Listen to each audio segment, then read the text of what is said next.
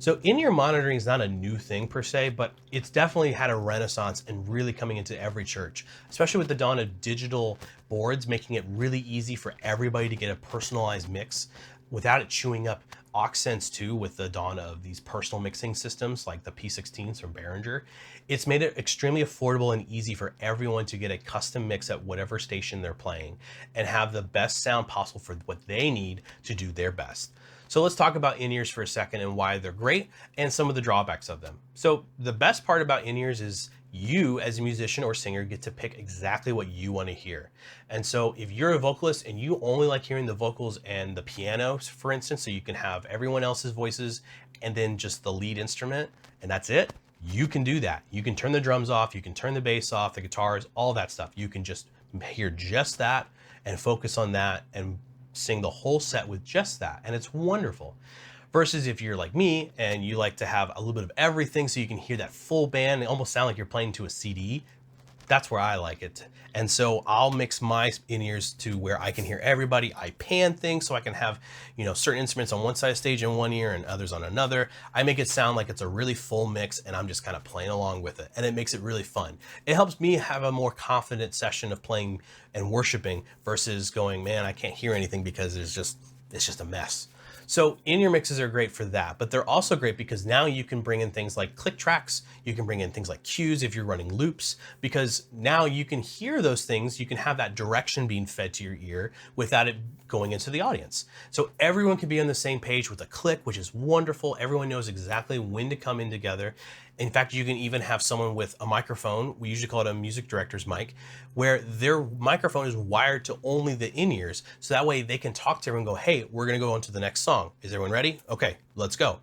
They can have those kinds of interactions with people. It makes it really great to have almost seems like everyone's on the same page and just thinking perfectly together, even though there's just someone, going, hey, let's all do this together, without it being like this big obvious, hey, Phil, let's start the next song. There's none of that. It's just simple as just like, okay, I hear the voice in my head. It's telling me to do this. Okay, let's do that. It's kind of weird, but it's also really great because it keeps everyone together and it keeps things moving. It also makes it completely distraction free for the audience so they can stay in the moments that they're in when worship's happening, especially if there's like a problem, which happens, hey, the drummer's snare just broke and we need to get it fixed. Hey, keys, can you cover a moment while we go get a second snare drum in? That can happen in the background. Everyone knows what's going on. Everyone's aware of it while that's happening, but the room's unknown to it because they're not hearing that conversation versus it's this big commotion happening and people are having a conversation on stage. None of that's happening. So let's talk about some cons of in-ear monitoring. Now, the biggest one I would say is this, is that unless you have a good pair of in-ears, whether they're custom mold or universal in-ears, meaning that they're designed to be in-ear monitors, but they're not custom fit to your ear. Unless you've got those two categories of in-ears and you're using iPod headphones or over-the-ear headphones or something like that, you're probably going to struggle to have a good in-ear mix. And that's just because those headphones are not designed for this context of listening. What we're going for with an in-ear mix is something that is sound isolating. Now, sound isolating is usually best done in this context with headphones that go into your ear and block out the sound physically. So usually custom molds win this category because they're designed to seal your ear. So they block everything from the outside world out, and only the sound coming from those drivers in that in-ear will go into your eardrum. It allows you to also run that volume level way less than you would have to, say, a pair of iPod headphones, where it's an earbud that's just sitting on your ear and there's still a bunch of sound that can pass through and get in. And so to compensate for that, you got to crank that headphone just to hear anything. We don't want that. We don't want anyone damaging their ears by overloading their eardrum with too much volume. So getting into the custom mold or the specifically designed in-ear headphones is the way to go with this. So that con aside, the other issue is this: because we usually recommend getting in-ears that actually will seal, you're going to lose that sense of space that you're in because you're not going to hear anything anymore. When there's nothing playing in through your headphones, it's just going to be quiet, or everything's going to be kind of muffled.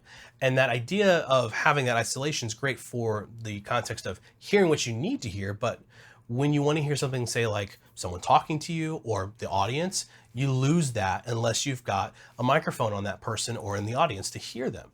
So you do have to compensate with that, and that you're going to probably have to either set up microphones to hear the audience, which I highly recommend. We talked about that in another video. And I also suggest that you have talkback microphones for certain key players who constantly will be giving feedback to everybody. We talked about that with the MD mic, for example. Otherwise, you're going to be playing the game of pulling your in-ear in and out. And that's annoying, but it is something that you can work around with the fact that when you're in the midst of a worship set, you're probably not going to be doing that. The other thing is this, is that when you have in-ears, you're usually going to be providing everyone with their own mix. So that means you need to have a setup capable of providing as many team members you have with in-ear mixes. Now, some places you'll have just a couple mixes. So you maybe just have a worship leader, a drummer, and a keyboardist, and that's it. So you got 3 mixes. That's pretty easy to do. Versus another team may have 20 mixes where they've got, 10-piece band plus another 10 vocalists on stage. That's a big setup. That requires a lot of mixes. And unless you want to start sharing mixes and whatnot, to get everyone their own individual mix is going to require a very big infrastructure. So those are the pros and cons you have to think about when it comes to in-ear mixes. Are you going to have a big team that everyone's going to need those in-ears? Well, are you able to afford getting everyone those systems, whether it's personal mixing systems or having a dedicated sound console for that? Or do you have enough auxes on your board at front of house to feed everybody? Or you have to start sharing mixes? Like, those are the things you have to consider when it comes to in-ear mixes. So where do I stand with this personally? I do recommend in-ears over wedges 90% of the time. And that's just because you will have a much better sound experience from the standpoint of having everything that you want in your mix for yourself in your ears, versus having wedges where you're going to have a little bit of bleed of things from on the stage, as well as you're not going to have as much isolation from things, so you can't focus on what you need to hear. If there's someone in the front row with the tambourine playing off beat, you really don't have a way of not listening to that if you're on wedges. Versus if you're playing with in-ears, you don't have to worry about that because you only hear what you need to hear. Unless you've got a microphone trained on that tambourine player, you're not going to hear them. So I recommend running in-ears for that reason, as well as the fact that it opens up the possibility of having communications with everybody, as well as having the ability to run clicks and tracks and everyone know exactly where they are. Now let's go a little bit deeper into talking about in-ears in this next video, and we're going to talk about the difference between those in-ear monitors and custom mold in-ear monitors and why I think you should invest in a good set of in-ears.